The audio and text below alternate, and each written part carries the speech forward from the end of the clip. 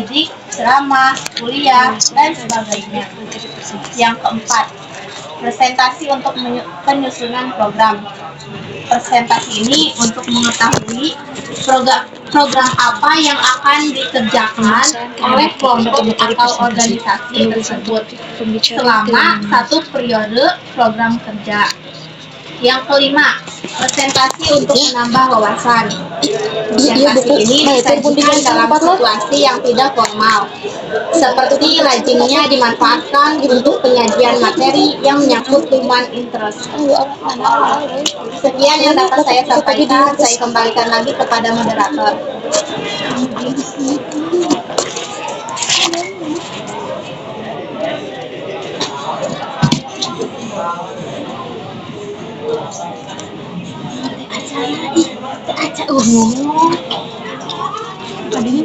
Ayat-ayat beli ayat.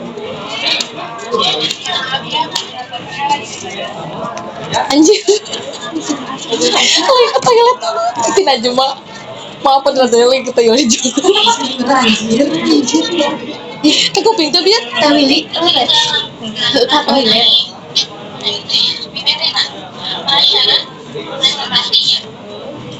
Yang mana? Nah, tadi kan sudah dijelaskan ya oleh Natasha mengenai pengertian dan tujuan presentasi. Nah, di sini saya mau jelaskan mengenai syarat presentasi yang mana ke jenis-jenisnya gitu ya. Saya mau bertanya dulu.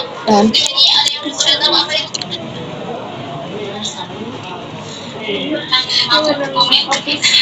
Apa itu syarat presentasi?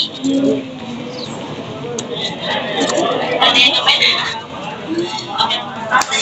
Bahwa dalam presentasi itu harus ada kelarian, yaitu segala sesuatu yang harus dipenuhi oleh seorang pembicara, yang harus ada gitu, yang harus dimiliki oleh seorang pembicara, yang mana Kita pernah naon terbaca kabeh?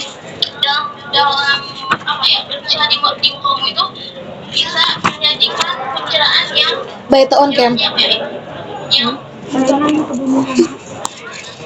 Kan gue kan susah baca mana? Soalnya kemarin lah iya gitu. Apa ikut on cam ya gitu. Psikologis. Nah, yang pertama, perasaan organik itu berhubungan dengan kelengkapan organisasi bahasa yang dimiliki oleh sang pembicara.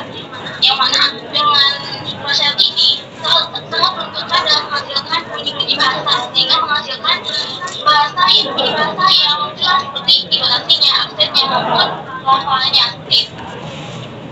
Jadi contoh nih, kalau contoh organ penghasil bahasa, ada yang tahu gak? Contoh saya nih, ini apa nih yang bicara? Mulut kan, berarti mulut atau tangan. Kalau mulut itu contoh itu penghasil bahasa berupa bunyi, ya, bunyi maupun bahasa bibir. Nah, kalau misal kalau selain dari mulut itu kayak tangan, sama ya, tangan juga kalau presentasi pasti kan itu kan juga ya, kalau yang presentasi itu suka ada gerak-geraknya tangannya biasanya.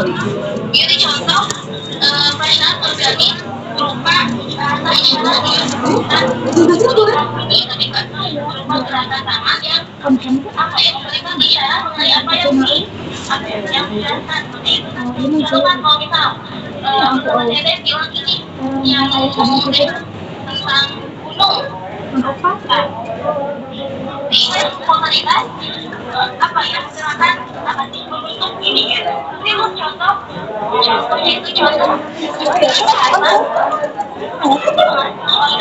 bahasa dari tangan gitu, dari cara seperti itu. Yang kedua itu ada persyarat retorik, itu gimana kemampuan pemahaman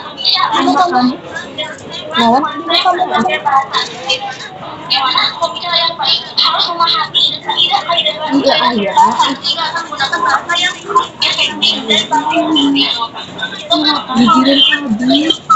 yang kemarin ada acara itu ada tuh satu faktor yang akan disebut pintar retorika seperti itu kan. Itu karena beliau yang kedua teh satu ya. Nah itu kan beliau tuh digelar pintar retorika karena dalam berbicara sangat pintar dalam menggunakan bahasa yang bagus efektif sehingga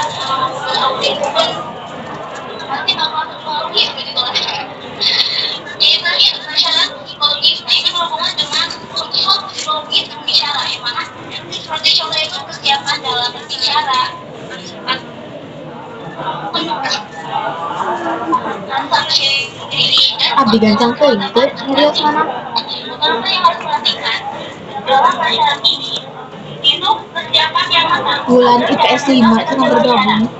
Orang dan pengalaman kendaraan atau inovasi dalam mengenai perasaan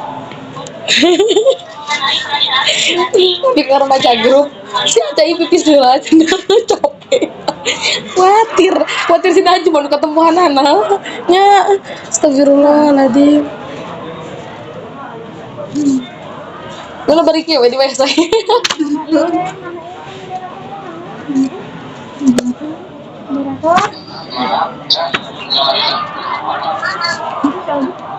Terima kasih kepada beliau yang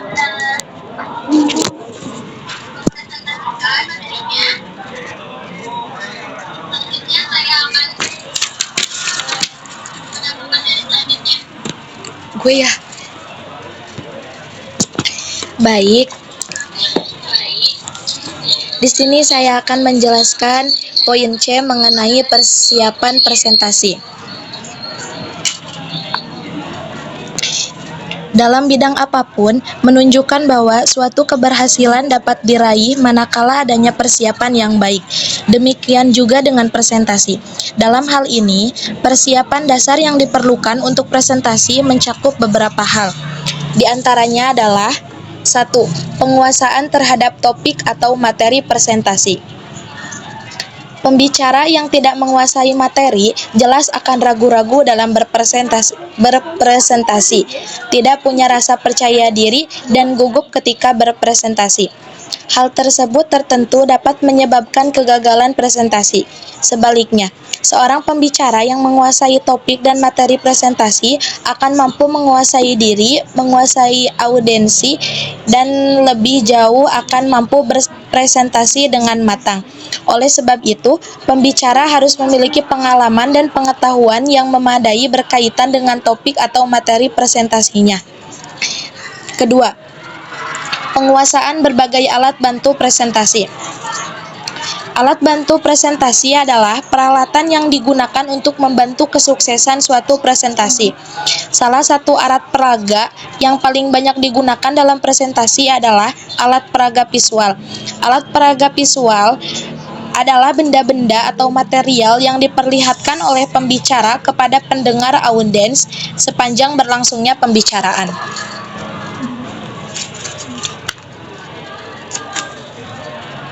Ketiga, ada menganalisis audiens.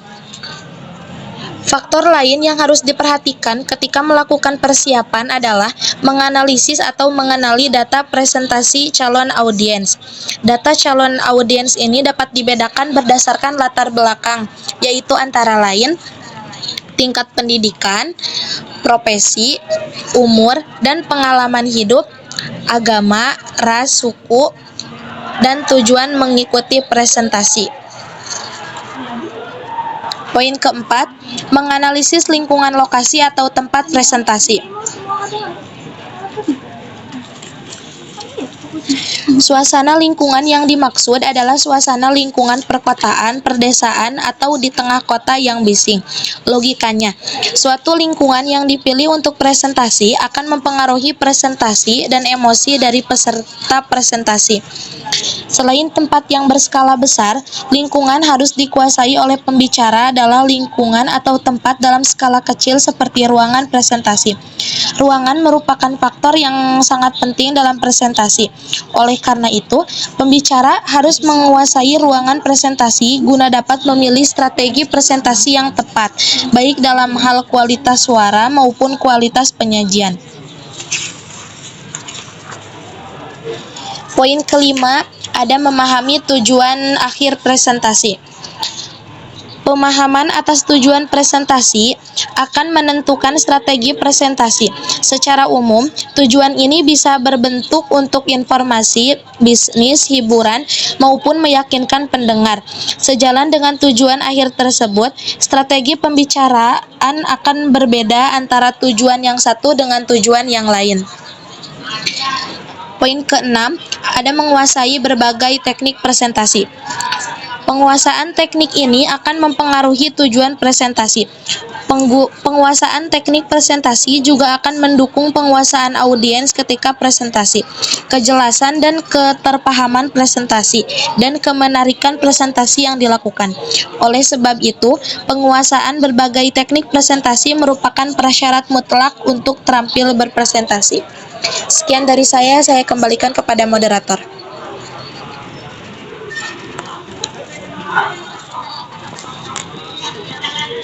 Ya, entar dan kalau ayam menyarius video kabin apa dihukun kamu suara bete padu. Baik, saya akan menjelaskan poin D, yaitu prosedur dan teknik presentasi. Yang pertama, langkah mempersiapkan diri. Beberapa langkah untuk membangun keberhasilan sebelum menyajikan presentasi, yaitu harus uji coba sesi presentasi. Terus yang kedua, harus segarkan diri dengan membaca, melihat, atau mendengarkan referensi-referensi seputar topik yang akan dipresentasikan. Yang ketiga, pastikan tidak ada perubahan fakta dan kondisi. Yang keempat, lupakan kebiasaan version. Datang terakhir, usahakan datang lebih awal agar dapat berkomunikasi dengan audiens. Terus, langkah yang kedua, membawakan presentasi. Yaitu, yang pertama harus pastikan tidak melupakan hangout. Yang kedua, bawakan presentasi di bagian awal sebaik mungkin. Yang ketiga, sajikan data dan fakta secara meyakinkan sebelum Anda menambahkan cerita penguat fakta. Yang keempat, arahkan perhatian audiens. Yang kelima, selalu kaitkan topik pembicaraan dengan kondisi yang dihadapi audiens. Yang keenam, hindarkan kesan menggurui agar audiens tidak bersikap skeptis. Terus catat dan simpan informasi dan masukan penting yang ditemukan oleh audiens. Yang ketujuh, sisipkan lelucon secukupnya di sela-sela presentasi. Terus berikan kejutan pada audiens dengan menyampaikan sebuah informasi kunci yang tidak tercantum pada slide. Yang terakhir, harus batasi waktu karena daya serap audiens akan semakin berkurang. Selanjutnya, poin E, etika dan norma presentasi. Dalam melakukan presentasi, harus sesuai dan mematuhi norma-norma yang berlaku kepatuhan terhadap etika dan norma presentasi. Menentukan benar tidaknya seorang penyaji dalam menyampaikan materi. Oleh sebab itu, keberhasilan seorang penyaji dalam presentasi sangat dipengaruhi oleh penampilan dirinya, baik penampilan fisik maupun cara dia berkomunikasi dengan audiens yang secara keseluruhan merupakan etika dan norma dalam presentasi. Beberapa hal yang perlu diperhatikan penampilan diri terkait dalam penampilan diri terkait dengan etika dan norma dalam presentasi, yaitu yang pertama, cara berpakaian. Cara berpakaian seseorang akan mempengaruhi kepercayaan audiens terhadap diri. Dalam hal ini, penyaji harus berpakaian secara wajar, sopan, dan tepat dengan situasi presentasi. Yang kedua, cara bicara. Penyaji harus mampu berbicara santun dan hormat. Penyaji juga harus mampu berbicara secara menarik dan membosankan. Cara bicara yang membosankan akan membuat audiens mengalihkan perhatiannya dari penyaji. Yang ketiga, cara berakting. Acting sangat perlu untuk mengurangi kebosanan audiens yang menyampaikannya atau berekspresi. Dalam hal ini, acting yang diperlukan adalah acting yang wajar dan santun. 4. Kesiapan mental. Kemampuan menguasai diri, mengendalikan emosi, dan menenangkan diri merupakan tips utama yang harus dimiliki seseorang yang akan melakukan presentasi di depan banyak orang. 5. Waktu yang akan dimiliki oleh seorang penyaji dalam menyampaikan materinya sangat terbatas. Penyaji yang baik adalah penyaji yang sadar waktu dan tepat waktu. Yang terakhir, ada sistematika penyajian. Sistematika yang dapat dilakukan dalam penyajian presentasi mengandung 3 tahap utama, yaitu tahap perkenalan, tahap uraian materi pokok, dan tahap penutup yang dilanjutkan dengan acara tadi. Sekian, saya kembali lagi kepada baik. Terima kasih kepada Nia yang sudah mempresentasikan materinya. Saya lanjutkan ke pemateri berikutnya untuk mempresentasikan materinya. Terima kasih kepada Nia.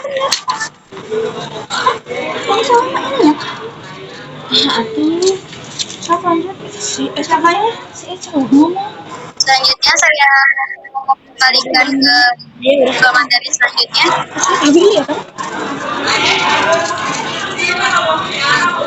Bagian saya.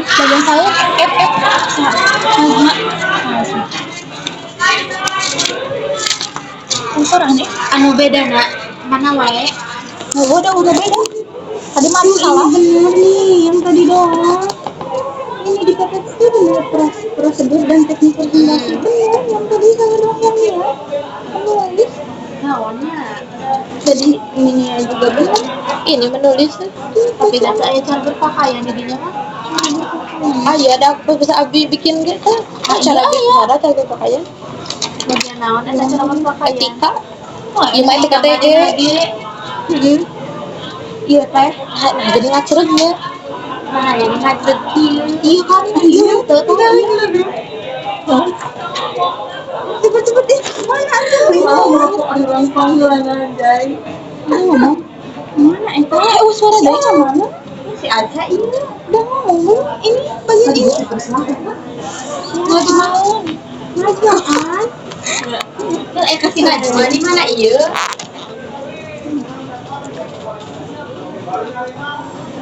Mana si Najwana? Mabruk ke dia gitu. Emang kan si Acinya si Najwa, tapi kenapa bisa? Ini teh bagian siapa di bagian Najma enggak enggak apa sih suaranya enggak on yang mana tadi Najma ulang suaranya enggak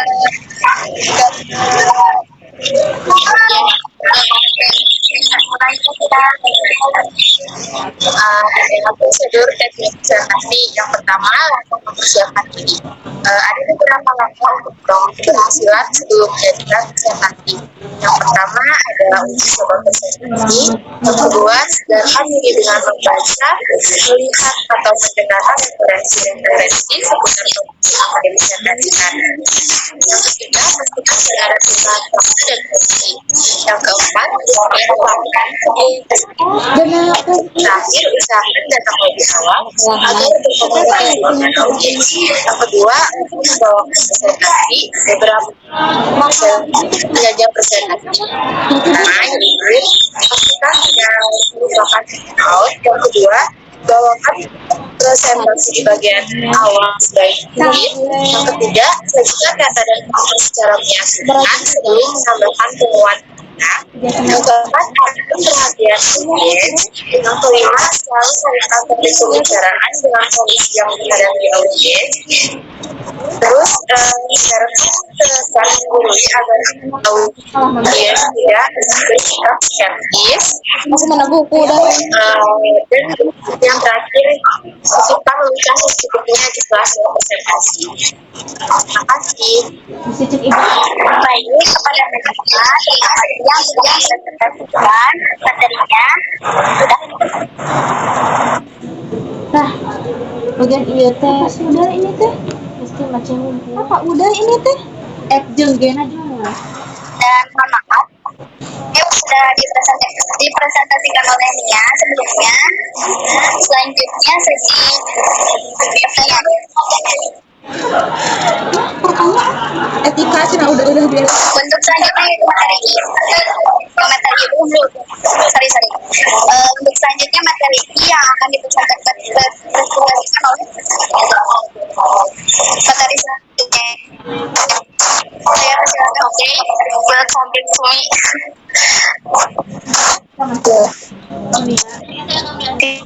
Ini teknik umum presentasi. Ini belum presentasi udah.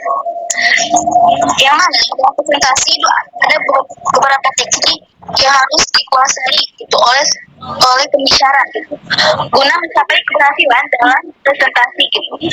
Sehingga pembicara harus mampu menguasai beberapa teknik umum berikut ini. Ada 10, ya ada 10 teknik yang harus dikuasai seorang pembicara gitu ya ketika berpresentasi. Yang pertama itu pendekatan pemulaan, artinya pembicara memberikan kesan menarik pada pembukaan pembicaraannya. Hal ini dapat dilaksanakan dengan membuka pembicaraan dengan rasa percaya diri yang tinggi. Kedua, mengatasi kegugupan atau demam panggung. Hal ini dapat dilaksanakan dengan membangun sikap positif terhadap diri sendiri. Iri dengan tegak dan tenang, menguasai materi dengan mantap, banyak berlatih dan memandang pendengar sebagai kesempatan untuk mengembangkan kemampuan diri sendiri. Ketiga, membangun pendengar tertarik. Hal ini dapat dilaksanakan dengan menyajikan sesuatu yang baru bagi pendengar sehingga pendengar tidak merasa bosan gitu kan. Kalau memang kita memberikan materi yang baru gitu. Lalu jangan memohon maaf kepada pendengar, sajikan pembicaraan dengan segar dan aktual serta dapat pula sekali menggunakan humor asal tidak berlebihan supaya pendengar tuh atau audiens tuh merasa tidak jenuh gitu kan. Kita adalah sedikit humor gitu ya, lucu-lucu, tingkah lucu kayak gitu sehingga pendengar pun tertarik dengan apa yang kita presentasikan. Itu banyak menjaga kecepatan berbicara, kejernihan dan volume suara. Hal ini dapat dilakukan dengan menguasai ruang pembicaraan dan tidak banyak mengeluarkan suara gitu lah. Jadi harus lancar gitu sehingga audiens pun mengerti gitu dengan apa yang kita bicarakan seperti itu. Sehingga pembicara harus berbicara dengan tepat, tidak terlalu lambat ataupun terlalu cepat. Serta suara pembicara harus terdengar akrab seperti itu. Dan kelima itu percaya terhadap kemampuan diri sendiri dan tak perbanyak perbendaharaan kata. Jadi teknik dalam presentasi itu kita harus percaya pada kemampuan diri sendiri gitu. Kita bakal bisa gitu. Jangan pesimis gitu kan, jangan merasa jadi nanti bisa jadi salah gugup gitu kan gitu. Terus yang keenam, pada kelas lain memberikan penekanan pada pembicaraan penting dan bersemangat dalam menyampaikan pesan. Yang ketujuh, berbicara tepat waktu, mengontrol kelancaran berbicara memiliki rasa humor. Yang kedelapan, gerakan tubuh secara alamiah dan berbicara secara wajar serta gunakanlah pakaian yang serasi. Yang kesembilan, membawa catatan kecil guna membantu penyampaian pesan gitu. Jadi teknik dalam presentasi itu harusnya mah ya sebaiknya kita bawa buku kecil gitu untuk penyampaian pesan gitu, biar bisa jadi takut gitu kita di tengah pembicaraan kita lupa gitu kan. Kalau kita bawa buku kecil maka kita ada sebagai pengingat gitu kan dalam berbicara. Yang terakhir, yang ke-10, ditutup pertemuan dengan mengesankan. Sebelum presentasi berakhir, pembicara sebaiknya mempersilahkan audiens untuk bertanya. Kan siapa tahu ada gitu ya audiens yang belum mengerti, nah kita harus mempersilahkan dulu bertanya gitu kepada presentasi, pada pembicara seperti itu, supaya mereka lebih jadi tahu apa yang kita bicarakan seperti itulah. Setelah itu, ucapan terima kasih dan tinggalkan podium ataupun tempat presentasi dengan senyuman, smile. Sekian dari saya kembalikan kepada moderator. Baik, terima kasih kepada saudara Wiwi yang telah mempresentasikan materinya.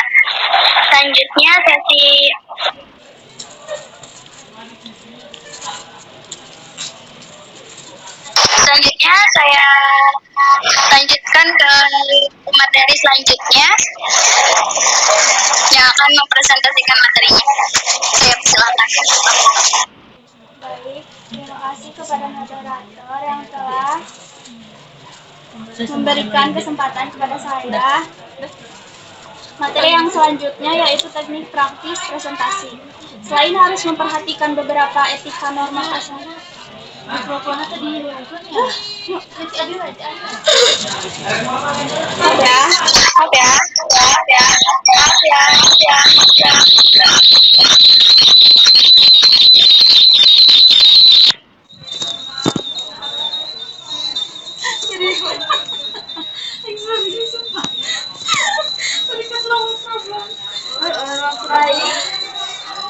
Materi selanjutnya yaitu teknik praktis presentasi. Selain harus memperhatikan beberapa etika norma presentasi, terdapat beberapa teknik presentasi yang harus dikuasai oleh seorang pembicara. Beberapa teknik presentasi tersebut dapat dinyatakan sebagai berikut. Yang pertama, jangan menggantungkan diri pada teks. Jadi spesifiklah dalam menyajikan materi dan kuasai materi presentasi. Yang kedua, pelajari audiens dengan seksama dan mendalam. Jadi jangan membicarakan apa yang telah mereka ketahui dan yang tidak mereka ketahui mereka dengarkan. Yang ketiga, jangan biarkan audiens jenuh. Jadi sisipkanlah pembicaraan dengan humor sepenuhnya. Yang keempat, perhatikan ruangan dan fasilitas pendukung sebelum presentasi dimulai. Yang kelima, biasakan untuk interaktif dengan audiens. Yang keenam, jangan merendahkan diri di awal presentasi. Contohnya dengan mengatakan saya mohon maaf atas keterbatasan saya. Yang ketujuh, berlatih dengan cukup sebelum presentasi. Yang kedelapan, perhatikan bahasa tubuh agar tidak merusak penampilan dan berpakaianlah agak usah agar menciptakan kesegaran ruangan. Yang kesembilan, sampaikan pesan dengan vokal yang jelas, jangan seperti berbicara sendiri. Selanjutnya, materi kriteria keberhasilan presentasi. Kena eta ada bisingnya. Kriteria utama untuk menentukan berhasil atau tidaknya presentasi pada dasarnya sama dengan kriteria komunikasi efektif.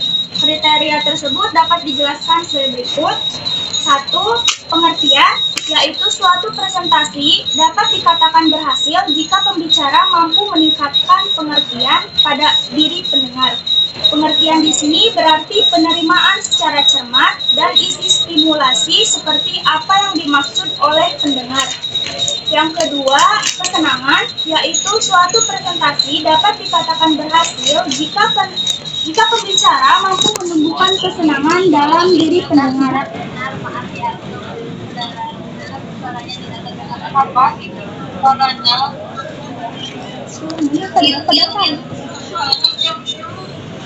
Maaf ya. Udah nggak? Emang kudu deket meren. Udah. Ya udah. Lanjut ya. Yang ketiga, pengaruh pada sikap, yaitu suatu presentasi dapat dikatakan berhasil jika pembicara mampu mengubah sikap dan keyakinan pendengar sebagai akibat dari pesan yang disampaikan. Yang keempat, terciptanya hubungan sosial, yaitu suatu presentasi dapat dikatakan berhasil jika pembicara mampu menumbuhkan hubungan sosial yang baik antara dirinya dengan pendengar. Artinya, pembicara mampu membangkitkan kebutuhan sosial baik berapa motif, inclusion, kontrol, dan affection. Yang kelima, tindakan, yaitu suatu presentasi dapat dikatakan berhasil jika pembicara mampu menggerakkan pendengar sesuai dengan yang dikehendakinya. Demikian beberapa hal yang perlu diketahui oleh seorang pembicara atau penyaji presentasi. Mungkin cukup sekian dari saya. Mohon maaf apabila ada kesalahan. Saya kembalikan kepada moderator.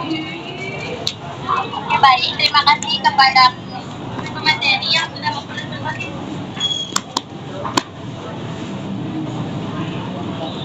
Pertanyaannya? Hana kan? Pertanyaan itu setelah itu pertanyaan Tuh ayo matiin. Kamu lagi? Ada lagi? gitu. Gak ada meren.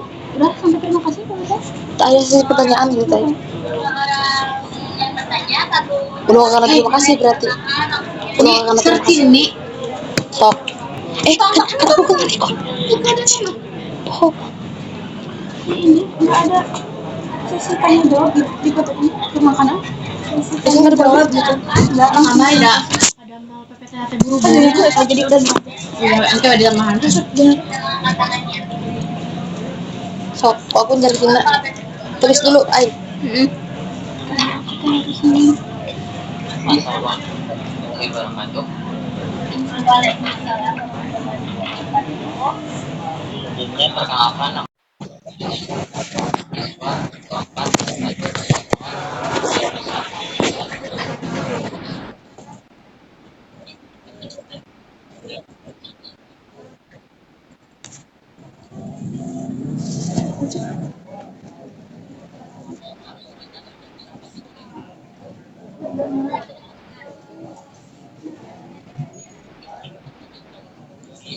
berbagai teknik presentasi.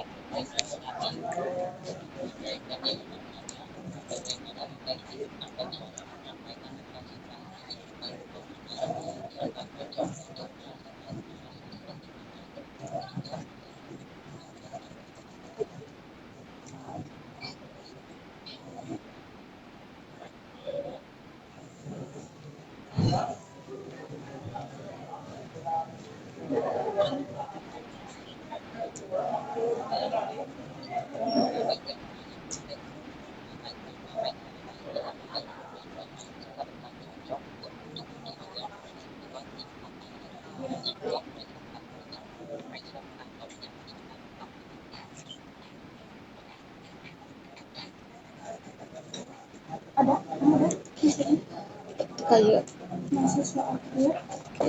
Coba dari sok searching teh.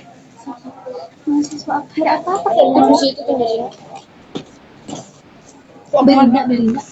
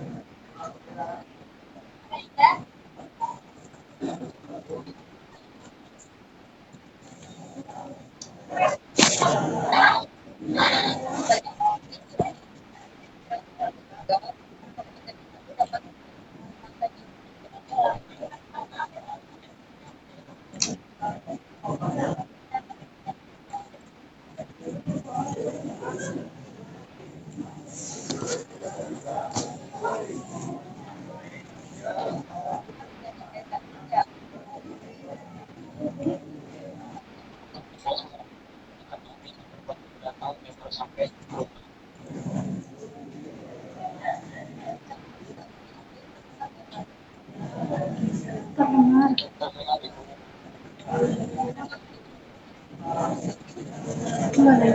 Si Acan ini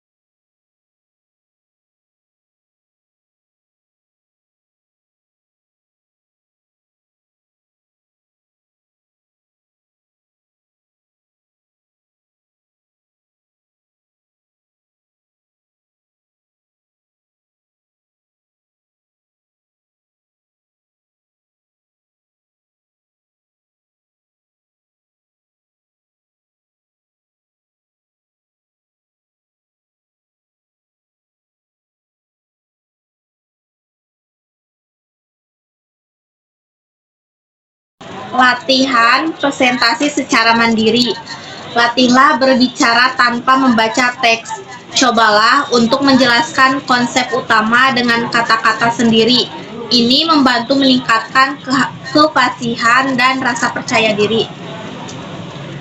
Yang ketiga, fokus pada slide kunci.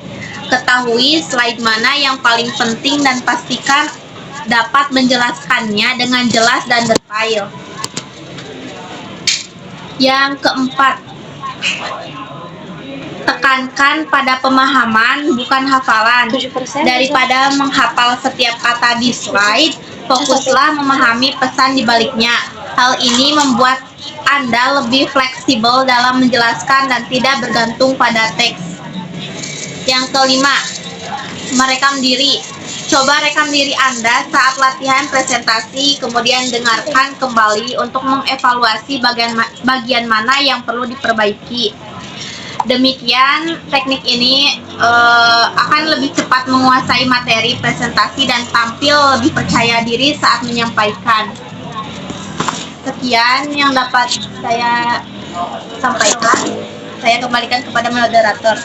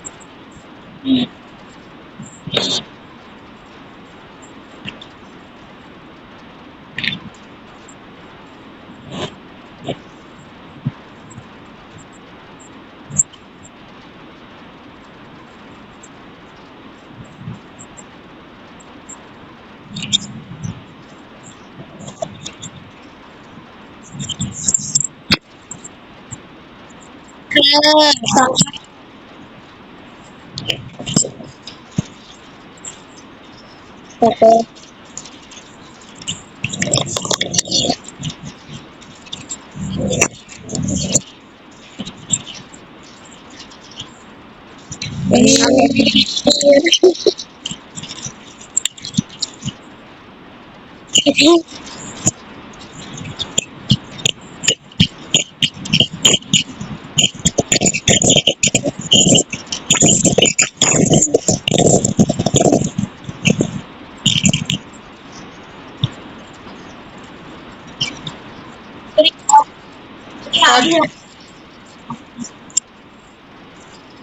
Direcord am.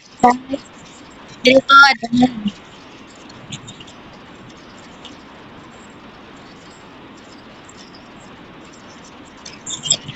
Kan saya hello dulu.